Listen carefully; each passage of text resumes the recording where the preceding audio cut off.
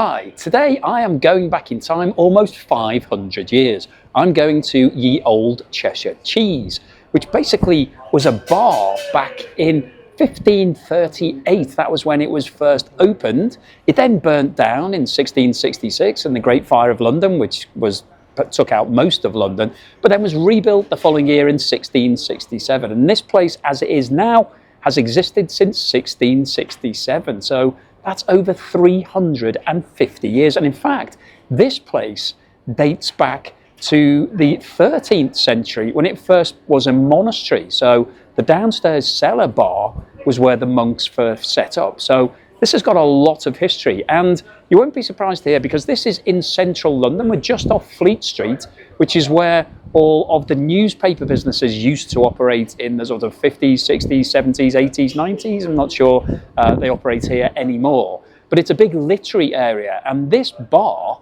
was frequented by Charles Dickens, who obviously wrote lots of famous novels such as Tale of Two Cities and Oliver Twist, and Samuel Johnson, who was also another writer.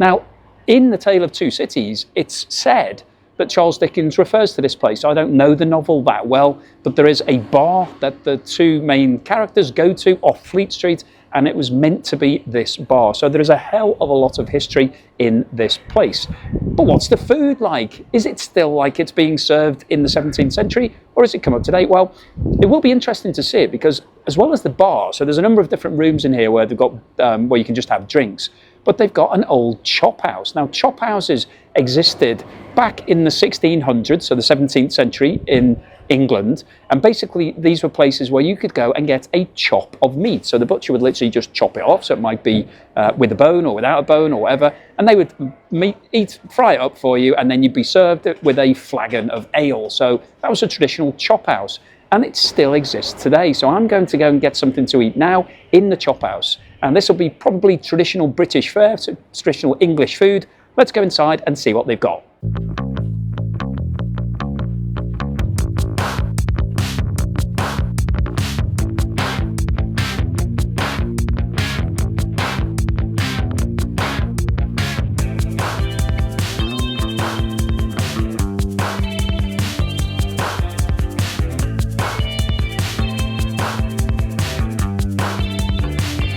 This place actually burned down during the Great Fire of London, and some of these beams are still scorched. So you can see here, this is the original beam from 800 years ago that was scorched, and then new beams have been put alongside it. But yeah, just incredible amount of history in this room. It's been here for 800 years. Wow.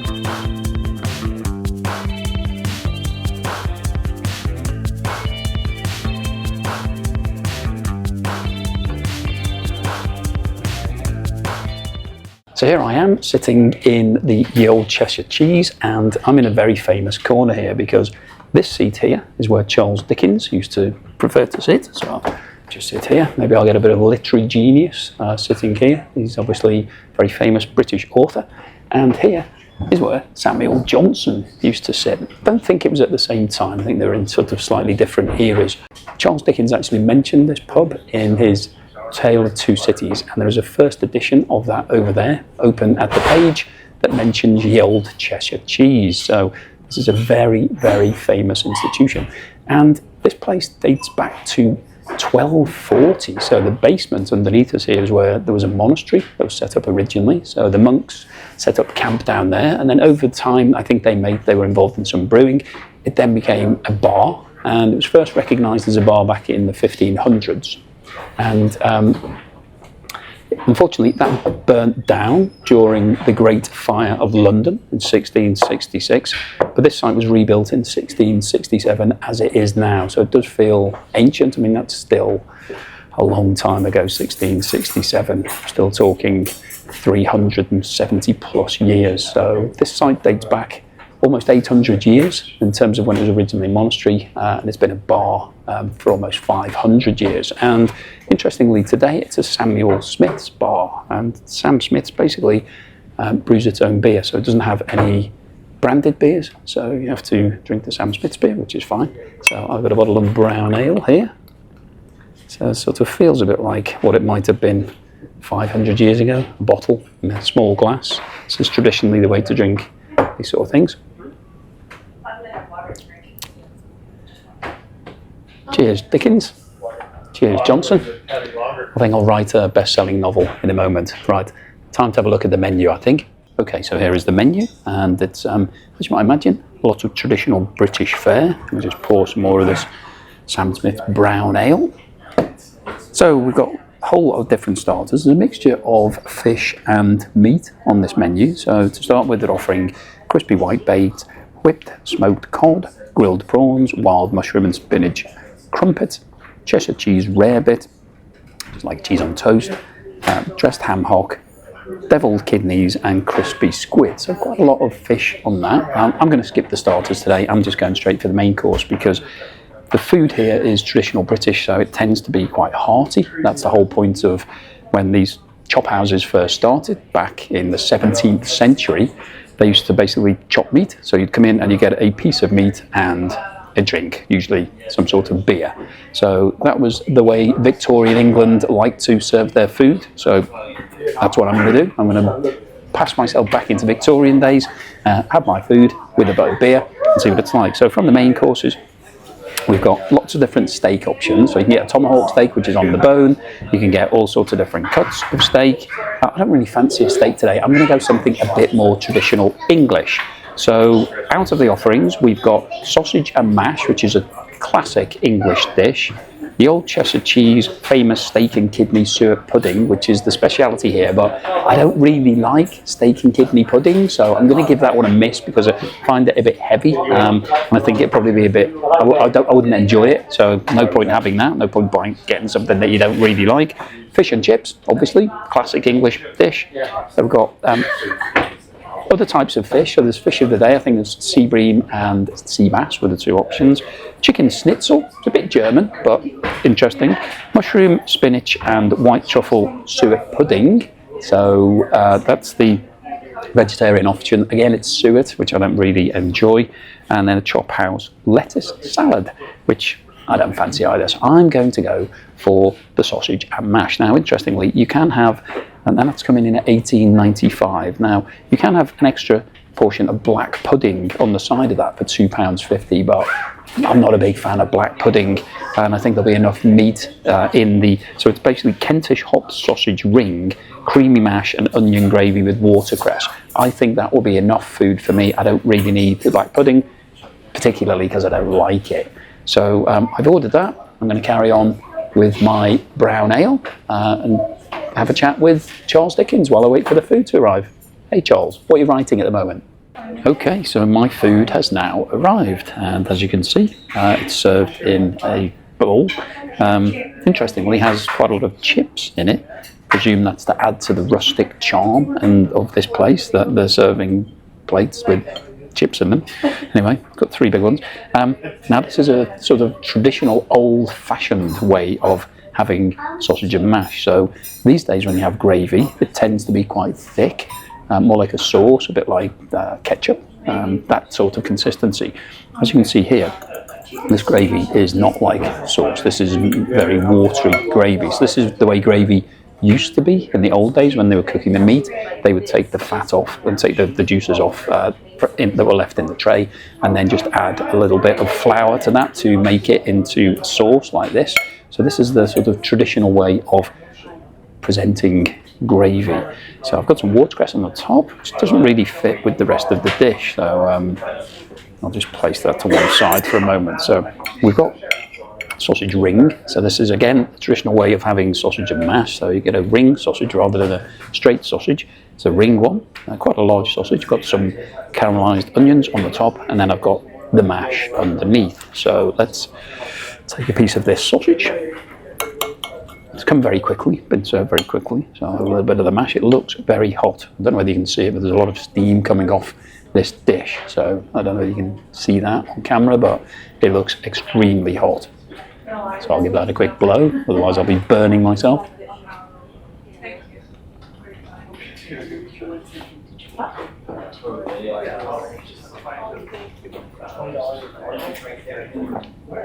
It's a really, really tasty sausage.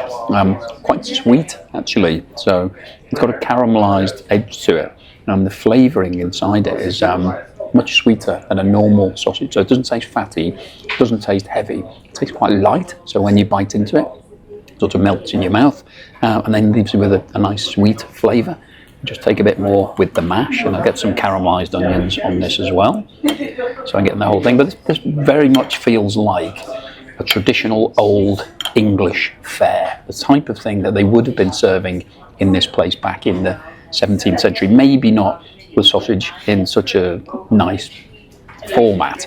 Probably would have been a bit more rustic, a bit more just pieces of meat in a sausage skin.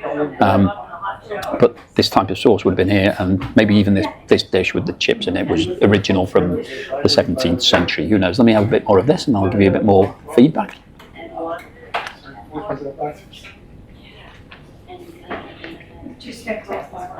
It's incredibly sweet. It's really, really tasty. So normally when you have sausage and mash, it can be a bit dry.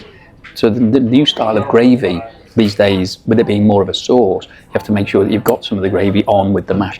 This watery substance basically permeates into everything. So it's permeated into the sausage, into the onions and into the mash. So you don't have to worry about getting a bit of the sauce or getting a bit of the gravy because it's basically been soaked through the whole dish. So this is incredibly tasty. So I have to say, I'm very impressed with this place. I can see why Charles Dickens and Samuel Johnson used to come and sit here and have a beer and eat some of this lovely fare. Maybe it inspired their inspiration for some, maybe Oliver Twist. This feels like the sort of place that Oliver Twist's keepers would have come to. Oliver Twist himself obviously wouldn't have, because he was in the poorhouse. But yeah, this place isn't actually named in the Tale of Two Cities by name. It doesn't say Ye Olde Cheshire Cheese, but there is a reference to it, and it's strongly believed that it was this tavern that he was referring to because he used to frequent this all the time. Not sure whether Samuel Johnson included this place in any of his work. It tended to be a bit more poetry, but sure he had lovely fare like this. So let me finish off the rest of this and I'll see you outside for the wrap-up. Wow, that was absolutely delicious, and that portion was really, really huge. So I'm feeling pretty full now. There's no way that I can manage a dessert or pudding. I'm sort of feeling like Charles Dickens must have felt back in his day when he had some food, had a bit of beer. He probably didn't want to go home and write the rest of the Tale of Two Cities. Probably just wanted to go home and have a little sleep. So I'll see you outside for the wrap-up. Okay, so I've now finished my meal at Ye Olde Cheshire Cheese. What did I think? Well, firstly, I'd like to touch on the place itself, because there is so much history here. The cellar bar, which I visited, it wasn't open at the time when I came, but I went down and had a look at it. That was where the monks actually set up this site back in the 13th century. So that's almost 800 years old. Now, it was damaged during the Great Fire of London, but some of the original beams are still in place. So you get the atmosphere of that. And there's a little warren of lots of different rooms down there. It really is quite fascinating. So you get the feel of history. So it was great from an atmosphere point of view. Now, upstairs here has been a tavern for almost 500 years. The original tavern did burn down in 1666 as part of the Great Fire of London, but was then rebuilt on the current site as it is in 1667. So that place that I've just been into has been there for almost 400 years.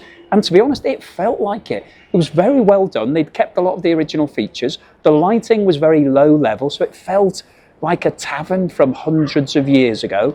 They had the nice little plaque in the seat that I sat in, where Charles Dickens and Samuel Johnson used to go and have beers and eat some food, because that was the Chop House restaurant. So you definitely felt the history. It was really well done. There's lots of nice things on the walls there. So from a sort of general atmosphere, I really enjoyed it. It does feel like you're stepping back in time when you go there. And that Chop House itself, I think, is very well done. They've got some really nice old-fashioned furniture. It feels in keeping with the place, because sometimes you go to these old buildings and it's been kitted out in a very modern way and it loses its relationship with history. So I think just from visiting this site, it's well worth it. Even if you come and just have a walk around this place, you'll just get a feel for it. You can just go in and have a beer, which is what I did. Now, as I mentioned, it's a Sam Smith's pub, so you won't get any branded beers. You won't be able to buy Guinness or Carlsberg or Stella or any of those sort of things. It's all Sam Smith's own stuff.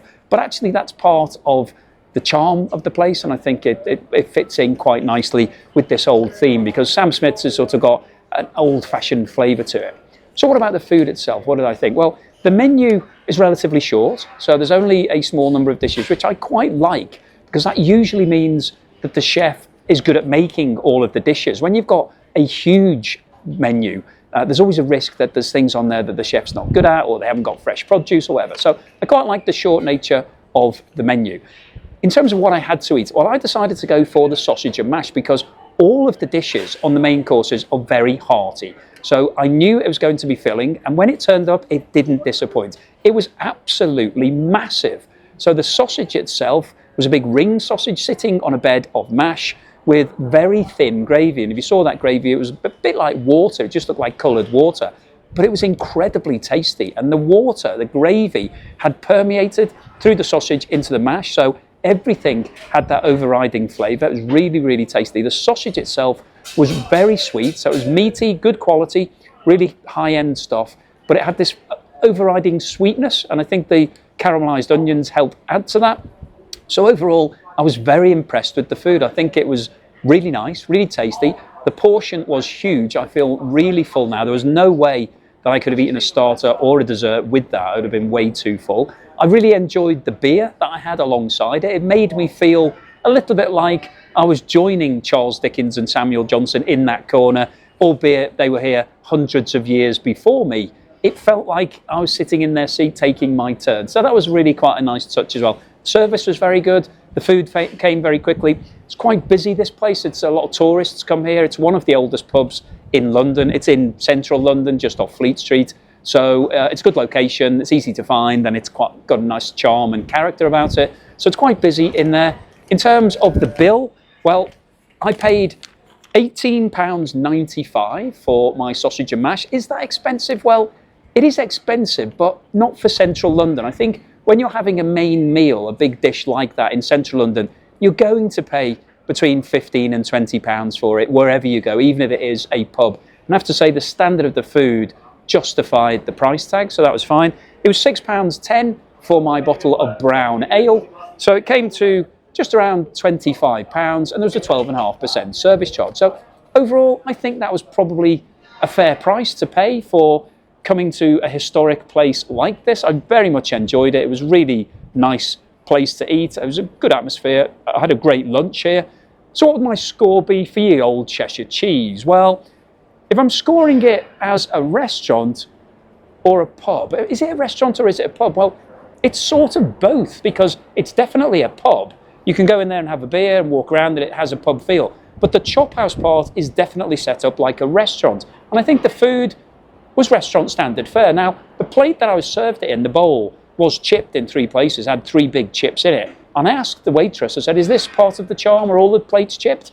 And she seemed a bit surprised. So I think maybe I was just given an old plate. I don't think that was part of the charm of the place. I think it was just coincidental that I had an old plate that had some chips in it.